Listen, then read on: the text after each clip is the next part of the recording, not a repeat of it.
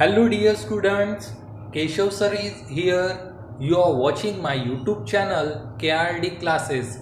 Please subscribe the channel and press the bell icon so that you will get the notification of all the new videos uploaded on the channel. This video is for the subject of Economics class 12 of Maharashtra State Board. Hope you will learn and enjoy this lecture. Now we are going to complete the next part of the demand chapter. Chapter number 17, demand analysis. Demand analysis में अपन ने ये कर लिया था. ये काट देना है. Reason justifying downward sloping demand को, ये मैंने कल बताया था आपको लोगों को. ये आपके सिलेबस में से हट चुका है ना, ये भी हट चुका है. ट्राई दिस, ये भी आप लोगों को कट कर देना है. नाउ नेक्स्ट इंपॉर्टेंट क्वेश्चन अपन ये चैप्टर में से पढ़ने जा रहे हैं, that is determinants of demand. Very very important. Determinants of demand. What is the meaning of determinants? Determine demand को कौन डिटरमिन करता है? डिमांड बढ़ेगी, डिमांड कम होगी, ये कौन डिसाइड करता है, ये कौन डिटरमाइन करता है, अपने को यहाँ पे पढ़ना है. Point number 1, price. Price determines the demand for a commodity to a large extent. यहाँ पे नीचे when price of a commodity is higher, आगे लिखे demand is low, and when the price is low demand is high. यहाँ पे ये लिख लीजिए सेंटेंस. ध्यान रखना, डिमांड को डिसाइड करने वाला, डिमांड बढ़ेगी, डिमांड कम होगी, ये कौन डिसाइड करता है? तो सबसे इंपॉर्टेंट फैक्टर है पहला is your price. Price determines the demand of a commodity to the large extent. बताओ, प्राइस ज्यादा रहेंगी तो डिमांड क्या रहेंगी? कम रहेंगी. और जब प्राइस कम रहेगी तब डिमांड क्या रहेंगी? ज्यादा रहेंगी. तो ये प्राइस बहुत ही इंपॉर्टेंट फैक्टर है. Next is your income. Second is your income. Rise in income will leads to rise in demand for the commodity, and a fall in income will leads to fall in the demand of a commodity. मान लीजिए अगर कोई person है, उसकी salary महीने की है 5,000 रुपए, उसकी सैलरी 5,000 रुपए, तो कम चीजों की डिमांड करेगा वो, क्योंकि उसके पास डिमांड करने के लिए उतना पैसा है ही नहीं. लेकिन जैसे उसकी सैलरी 5,000 से बढ़ के 50,000 हो जाती, जैसे इनकम उसकी बढ़ जाती, तो अभी वो ज्यादा चीजें खरीदेगा, ज्यादा चीजों की डिमांड करेगा. समझ में रहा क्या करने की कोशिश कर रहा है? तो इनकम भी डिसाइड करता है कि डिमांड बढ़ेगी कि डिमांड कम होगी. ज्यादा इनकम ज्यादा demand, come income come demand. Next is prices of substitute goods. If a substitute goods से यहाँ पे स्पेलिंग मिस्टेक है, गुड्स कर दीजिए. If a substitute goods is available at a lower price, then people will demand cheaper substitute goods than costly goods. मान लीजिए आप एक शॉप में जाते हो और शॉप में आपको नाश्ता करना है, नाश्ता करने के लिए जाते हो, फिर आप उसको बोलते हैं कि सर हमको, भैया हमको समोसा दो. बोलता समोसा 100 रुपए का है, और फिर 100 रुपए का समोसा, आप लोग बोले 100 रुपए का, फिर आप लोग नहीं समोसा नहीं खाएंगे, अपन ढोकला खाएंगे. तो ढोकला कितने रुपए का है? 50 रुपए का. तो आप लोग क्या खा लोगे? ढोकला खा लोगे. तो ढोकले की डिमांड बढ़ गई और समोसे की डिमांड कम हुई. क्यों? क्योंकि ढोकला और samosa, these are the substitute goods, एक दूसरे को वो सब्सटीट्यूट कर रहे हैं. तो इन सब्सटीट्यूट गुड्स की वजह से भी डिमांड डिसाइड हो रही है. ढोकला की डिमांड बढ़ी, समोसे की डिमांड कम हुई. क्यों? सब्सटीट्यूट्स की वजह से. तो prices of substitutes. If substitute goods is available, अगर कोई सब्सटीट्यूट, ढोकला यहाँ पे सब्सटीट्यूट गुड्स था, वो अवेलेबल था 50 रुपए में, चीपर प्राइस पे अवेलेबल था, इसलिए उसकी डिमांड बढ़ गई. समोसा 100 रुपए पे अवेलेबल था, इसलिए उसकी डिमांड कम हो गई है. देखो क्या लिखा है, if a substitute goods is available at a lower price, then people will demand cheaper substitute goods than costly goods. ये गुड लिखा है ना, सभी जगह गुड्स कीजिए, ये स्पेलिंग मिस्टेक है बुक में ना. तो जो चीपर सब्सटीट्यूट गुड्स था, ढोकला, ये 50 रुपए में मिल रहा था, तो 50 रुपए की डिमांड बढ़ गई. Next point is prices of complementary goods. Changes in the prices of one commodity would also affect the demand of another commodity. Complementary, एक दूसरे को कॉम्प्लीमेंट करते हैं. मान लीजिए मैं आप लोगों को एग्जांपल बता रहा, ये अपना ले लीजिए, ये क्या बोलते हैं इसको, मिठाई ले लीजिए. तो मिठाई में सबसे ज्यादा क्या लगता है? खोआ लगता है. अगर कोई भी मिठाई, पेड़ा, ये जो हो गया, या फिर काजू कतली ले लीजिए. काजू कतली में सबसे ज्यादा क्या लगता है? काजू लगता है. तो बताओ, काजू के प्राइसेस बढ़ जाएंगे, तो बताओ काजू कतली की भी महंगी हो जाएंगी, काजू कतली महंगी हो जाएंगी. यस, तो काजू कतली महंगी हो जाएंगी. तो इसलिए यहाँ पे ये इंपॉर्टेंट हो जाता है कि जो कॉम्प्लीमेंट्री गुड्स है, जो कॉम्प्लीमेंट करते हैं, उनकी प्राइसेस भी डिटरमाइन करती है. Changes in the price of one commodity will also affect the demand for another commodity. Next point is a nature of product. If a commodity is a necessity and its use is unavoidable, then its demand will continue to be the same irrespective of the corresponding prices. Next is the nature of the commodity. जैसे अपना नमक, ये necessity है, हर एक को लगता है, चाहे वो सस्ते में मिले, पॉकेट में मिले या महंगे में मिले, लोग तो खरीदने ही वाले हैं। नेसेसिटी है, नेचर ऑफ द प्रोडक्ट, उसका प्रोडक्ट ही ऐसा है, वो तो अपने को खरीदना ही पड़ेगा, इसलिए उसकी डिमांड, प्राइस कुछ भी रहे, उसकी डिमांड तो हमेशा रहेगी। समझ में आ रहा है? तो nature of the product also decides the demand. If a commodity is necessity and it's use is unavoidable, नमक का यूज अनअवॉइडेबल है क्या? ऐसा नहीं, अरे नमक महंगा हो गया इसलिए नहीं खाएंगे, ऐसा होता क्या? नहीं, नमक खाना ही है, प्राइस कम रहे या ज्यादा रहे, इसलिए nature of the product also decide the demand. Next is the size of population. Larger the size of population, greater will be the demand for a commodity, and smaller the size of the population, smaller will be the demand of a commodity. जैसे आप लोगों का एक example बताता है, एक classroom है, वो क्लासरूम में 10 स्टूडेंट्स है, ठीक है, और एक दूसरी क्लासरूम है, वो दूसरे क्लासरूम में 100 स्टूडेंट्स है। बताओ कौन सी क्लासरूम ज्यादा इकोनॉमिक्स की बुक की डिमांड करेगी? जो क्लासरूम में 100 स्टूडेंट है वो लोग ज्यादा इकोनॉमिक्स की बुक खरीदेंगे, वहां पे इकोनॉमिक्स की डिमांड बढ़ गई। क्यों? क्योंकि वहां का पॉपुलेशन, वहां का नंबर ऑफ स्टूडेंट्स ज्यादा है, इसलिए डिमांड बढ़ गई। ये वाली जो क्लासरूम है, ये क्लासरूम में 10 ही स्टूडेंट्स है, इसलिए डिमांड क्या रहेगी? कम रहेगी। तो जहां ज्यादा पॉपुलेशन वहां डिमांड ज्यादा। जैसे घर में मान लीजिए 5 लोग हैं और एक घर है उसमें 10 लोग हैं, किस घर की डिमांड ज्यादा रहेगी? जिस घर में 10 लोग हैं। तो ज्यादा पॉपुलेशन ज्यादा डिमांड, कम पॉपुलेशन कम डिमांड। तो population also decides the demand. ये दिख रहा है expectation about the future prices, cut कर दीजिए। Next is advertisement. Advertisement sale promotion schemes के बाद डायरेक्ट नीचे leads to demand for a mini product. मान लीजिए जो प्रोडक्ट की ज्यादा एडवर्टाइजमेंट होती है वो प्रोडक्ट के बारे में लोगों को पता चलता है। मान लीजिए टीवी पे बहुत ज्यादा कोलगेट की एडवर्टाइजमेंट दिखती है, कोलगेट लीजिए, कोलगेट लीजिए, कोलगेट लीजिए, इस तरह के एडवर्टाइजमेंट। तो बताओ अपन मार्केट में जाके कोलगेट ही खरीदेंगे, टूथपेस्ट में कोलगेट ही खरीदेंगे, क्योंकि अपन ने उसकी एडवर्टाइजमेंट ज्यादा देखी है। जिसकी एडवर्टाइजमेंट ज्यादा, उसका डिमांड क्या रहती है? ज्यादा रहती है। तो advertisement also decides the demand. And next is taste, habit and fashion. Taste and habit of a consumer influence the demand of a commodity. मान लीजिए कोई दोस्त है और वो दोस्त को नहीं क्या समोसा बहुत ही पसंद है, तो कभी भी नाश्ता करने की बारी आएगी तो वो क्या खाएंगा? हमेशा समोसा ही खाएंगा। क्यों? और इसलिए क्योंकि उसकी टेस्ट हैबिट क्या है? समोसा खाने की हैबिट है। हमेशा उसको टेस्ट ही क्या लगता है? समोसा ही टेस्टी लगता है। उसकी टेस्ट की वजह से समोसा की डिमांड बढ़ रही है। समझ में आ रहा है क्या?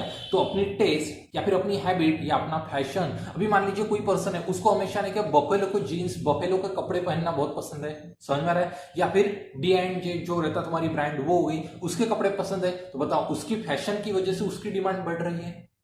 यस, तो taste, habit and fashion also decides the demand. These are the next here. Level of taxation. Higher the rate of taxes on a goods or services would increase the price of goods or services. This in turn would result in decrease in demand for goods and services and vice versa.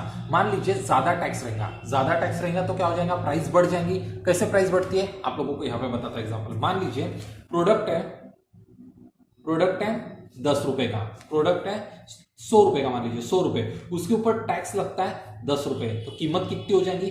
110। लेकिन tax बढ़ जाता है, 100 रुपए का product, tax हो गया 20 रुपए, तो बताओ अभी कितना हो गया? 120। प्राइस बढ़ गई, यहाँ पे प्राइस ज्यादा है तो डिमांड क्या हो जाएगी? कम हो जाएंगी। और यहाँ पे प्राइस क्या है? प्राइस कम है तो डिमांड ज्यादा होगी। और ये डिमांड कम ज्यादा क्यों हो रही है? डिमांड बढ़ रही है, डिमांड कम हो रही है, क्यों हो रही है? टैक्स की वजह से। टैक्स का रेट यहाँ कम है और यहाँ ज्यादा है, तो level of taxation also affects the demand. Other factor को कट कर दीजिए। वेरी वेरी इंपॉर्टेंट क्वेश्चन है, डिटर्मिनेशन ऑफ डिमांड। पहला इज योर प्राइस। प्राइस बढ़ती है तो डिमांड कम होती है, और जब प्राइस कम होती है तब डिमांड क्या होती है? बढ़ती है। Next is income. इनकम के केस में क्या होता है? जब तुम्हारी इनकम बढ़ती है तब डिमांड भी बढ़ती है, और जब इनकम अपनी कम होती है तब डिमांड भी क्या होती है? कम हो जाती है। Next is prices of substitute goods. अगर सब्स्टिट्यूट गुड्स चीपर इसमें मिल रहा है तो अपन उसकी डिमांड ज्यादा करेंगे। कॉम्प्लीमेंट्री गुड्स की भी prices, nature of the product, size of population, advertisement, taste, habit and fashion, और level of taxation. Next important topic अपन करने जा रहे हैं, that is law of demand. Very very very important, 3-4 star, very very important लिख दीजिए। और 99% ऐसा हुआ है कि ये क्वेश्चन पेपर में आता ही है, हर एक पेपर में आता है। बस 1% चांस होगा कि ये नहीं पूछा होगा, लेकिन 99% हर पेपर में ये क्वेश्चन पूछा जाता है बोर्ड के। इतना ही इंपॉर्टेंट, और पूछते हैं तो भी ऐसे 1-2 मार्क के लिए नहीं, पूरे के पूरे 8 मार्क के लिए पूछा जाता है। इतना ही इंपॉर्टेंट क्वेश्चन है लॉ ऑफ डिमांड, पूरा रट के जाना है आप लोगों को वर्ड टू वर्ड, और बहुत ही ईजी है ये, ध्यान दीजिए। Law of demand, the law of demand was introduced by Professor Alfred Marshall in his book Principles of Economics. The law explains the functional relationship between price and quantity demanded. ये जो law है law of demand, ये law of demand किसने दिया? ये law of demand अपने को introduce कराया है प्रोफेसर अल्फ्रेड मार्शल ने। ये लॉ अपने को किसने दिया? प्रोफेसर अल्फ्रेड मार्शल ने। और ये प्रोफेसर अल्फ्रेड मार्शल ने लॉ कहां पे लिखा हुआ है? गूगल पे लिखा हुआ है क्या? नहीं। तुम्हारे घर पे एक चिट्ठी भेजी है क्या, उस पे लिखा हुआ है क्या? नहीं। ये लॉ उसने लिखा है एक बुक में, और वो बुक का नाम है प्रिंसिपल्स ऑफ इकोनॉमिक्स। ये बुक में लिख के दिया है प्रोफेसर अल्फ्रेड मार्शल ने अपने को लॉ ऑफ डिमांड। ये जो लॉ ऑफ डिमांड, ये लॉ ऑफ डिमांड क्या बताता है? लॉ ऑफ डिमांड अपने को एक्सप्लेन करता functional relationship between the price and demand. Price and demand, price और डिमांड में क्या रिलेशनशिप है, ये अपने को लॉ ऑफ डिमांड बताता। लॉ ऑफ डिमांड किसने दिया? प्रोफेसर अल्फ्रेड मार्शल ने in his book principles of economics. And law of demand explains the relationship between price and demand. ये जो लॉ है, ये लॉ का स्टेटमेंट क्या है? According to professor Alfred Marshall, other things being equal, higher the price of a commodity, smaller the quantity demanded, and lower the price of a commodity, larger is the quantity demanded. ये जो professor Alfred Marshall ने statement क्या दिया हुआ है law का? Other things being equal. Other things being equal मतलब दुनिया में बाकी जितनी भी चीजें होंगी, अदर चीजें जो होंगी वो कांस्टेंट होंगी, वो इक्वल होंगी, उनमें कोई बदलाव नहीं होगा, वो जैसी है वैसी रहेंगी, इक्वल रहेंगी। और price higher the price higher रहेंगी तब क्या रहेंगी? Smaller the quantity demanded. And जब लोअर द प्राइस, पहला क्या है? हायर द प्राइस, जब प्राइस हायर है तब smaller the quantity demanded. And जब लोअर द प्राइस जब लो रहेंगी, लार्जर द क्वांटिटी डिमांडेड। तो ये यहां पे सिंपल इसमें बता रहा था स्टेटमेंट क्या दिया?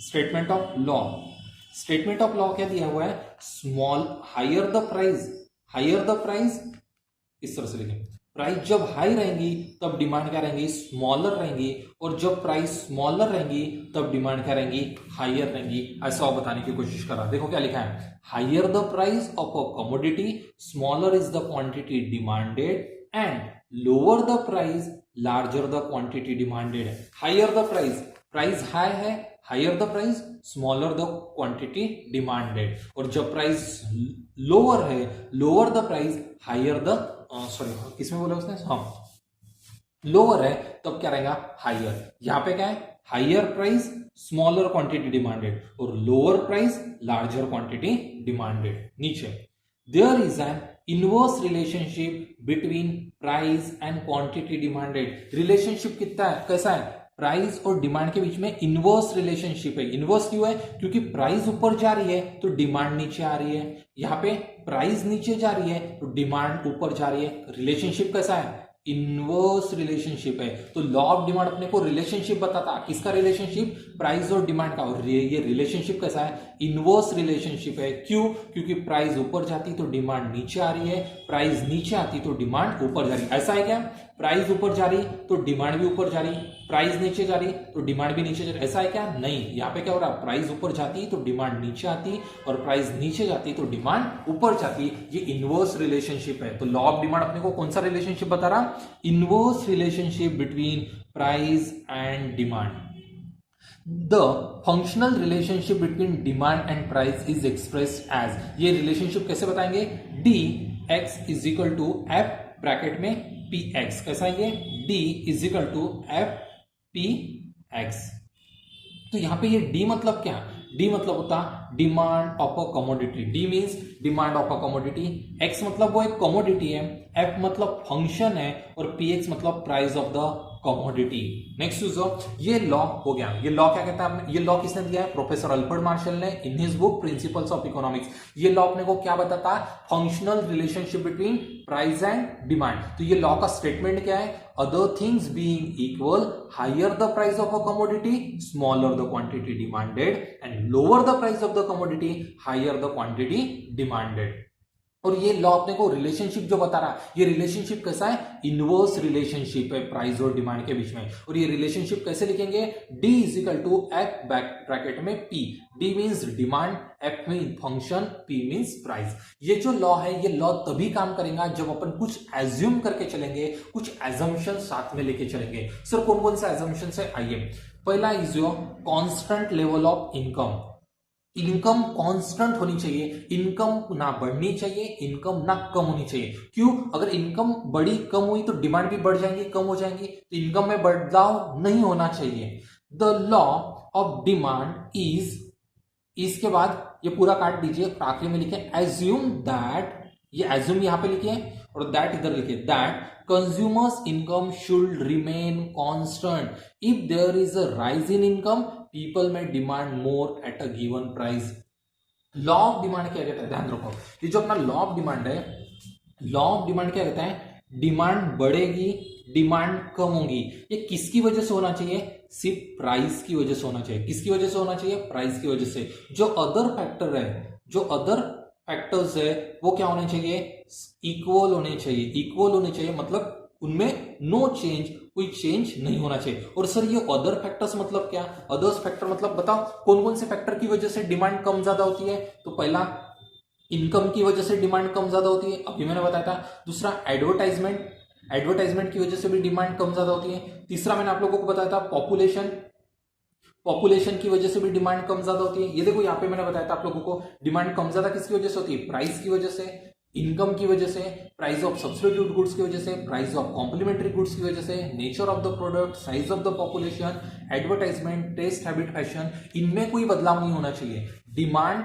बढ़ेगी डिमांड कम होगी, सिर्फ किसकी वजह से होना चाहिए, प्राइस की वजह से। और जो अदर फैक्टर्स है, इनकम हो गया, एडवर्टाइजमेंट हो गया, पॉपुलेशन हो गया, प्राइस ऑफ सब्स्टिट्यूट गुड्स हो गया, प्राइस ऑफ कॉम्प्लीमेंट्री गुड्स हो गया, नेचर ऑफ द प्रोडक्ट हो गया, ये इक्वल होने चाहिए, नो चेंज होना चाहिए। तो ये एज्यूम करके चलना पड़ेगा। पहला एजम्पशन है constant level of income. The law of demand is assume that consumers income should remain constant. If there is a rise in income, people will demand more at a given price. दूसरा, no change in the size of population. Population में भी change नहीं होना चाहिए। अगर population में change हो गया तो डिमांड कम ज्यादा हो जाएंगी, लेकिन होना चाहिए क्या पॉपुलेशन की वजह से, नहीं, किसकी वजह से होना चाहिए, प्राइस की वजह से। इसलिए पॉपुलेशन को अपन क्या रखेंगे, कांस्टेंट रखेंगे, नो चेंज करेंगे। ध्यान लो, it is assumed that the size of population remain unchanged. Any change in the size of composition of population of a country affects the total demand of that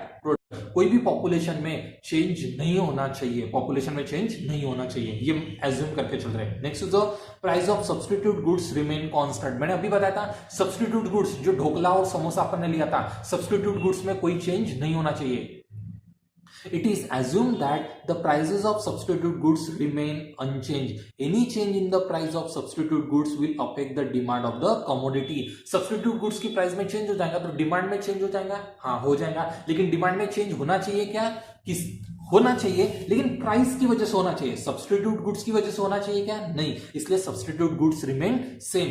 price demand में change होना चाहिए, किसकी वजह से, price की वजह से। Income की वजह से होना चाहिए क्या, नहीं, इसलिए इनकम कांस्टेंट होनी चाहिए। एडवर्टाइजमेंट की वजह से नहीं होना चाहिए, इसलिए वो कांस्टेंट होनी चाहिए, और पॉपुलेशन भी कांस्टेंट।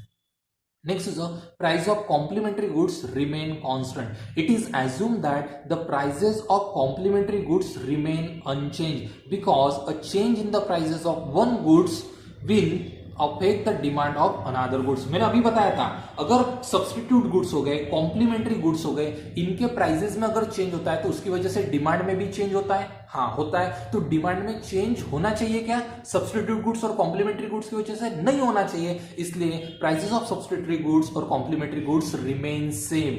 डिमांड में चेंजेस होने चाहिए only and only due to price, सिर्फ प्राइस की वजह से। लॉ ऑफ डिमांड क्या कहता है? लॉ ऑफ डिमांड कहता है डिमांड बढ़ेगी, डिमांड कम होगी, डिमांड में चेंजेस होंगे, किसकी वजह से? Only and only due to price. किसकी वजह से होने चाहिए? सिर्फ प्राइस की वजह से होने चाहिए। इसलिए जो अदर फैक्टर्स है, अदर फैक्टर कौन कौन से? Income remain constant, population remain constant, price of substitute goods constant, price of complementary goods remain constant होना चाहिए।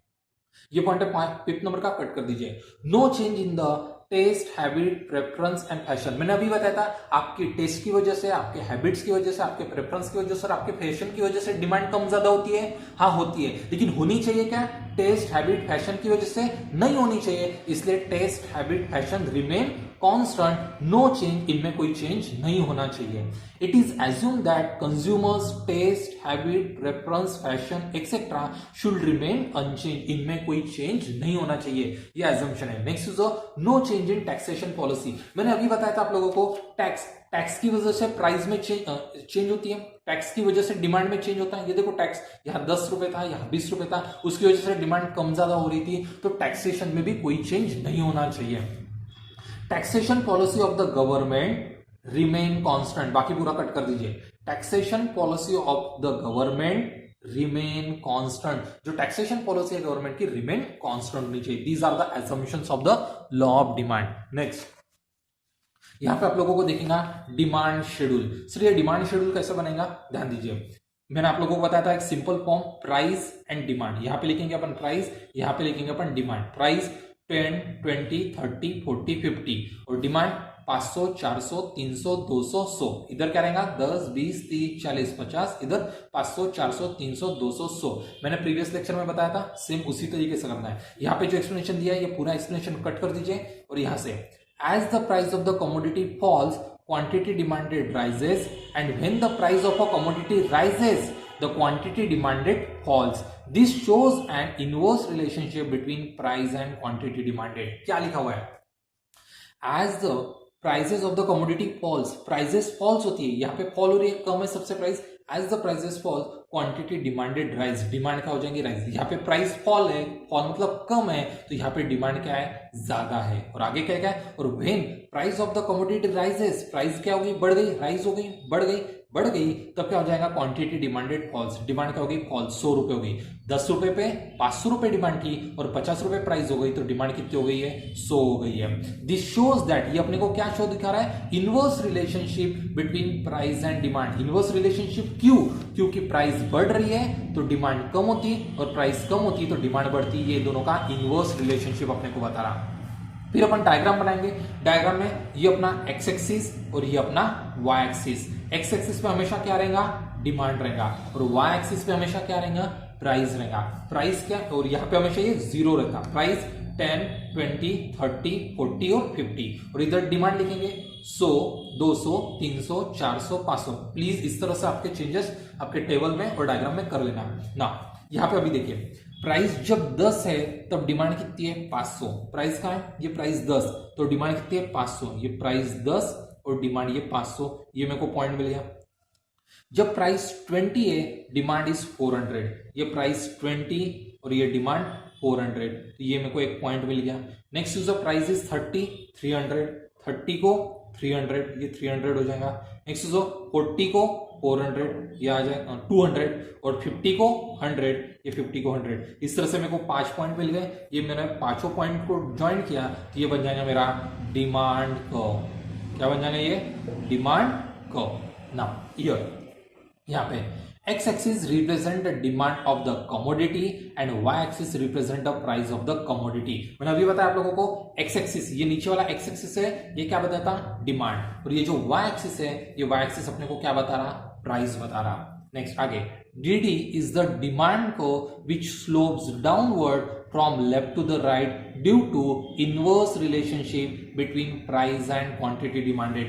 डीडी, ये डीडी क्या है? ये डीडी डिमांड को है जो स्लोप्स डाउनवर्ड है, नीचे आ रहा है, ऊपर से नीचे आ रहा है, लेफ्ट से लेके राइट की ओर वो नीचे जा रहा, स्लोप्स डाउनवर्ड। और ये डाउनवर्ड क्यों है? क्योंकि there is a inverse relationship between price and demand, क्योंकि इनवर्स रिलेशनशिप है प्राइस एंड डिमांड में। ट्राई दिस दिख रहा, इस ट्राई दिस को कट कर दीजिए। Next is exceptions to the law of demand, ये अपन नेक्स्ट लेक्चर में करेंगे।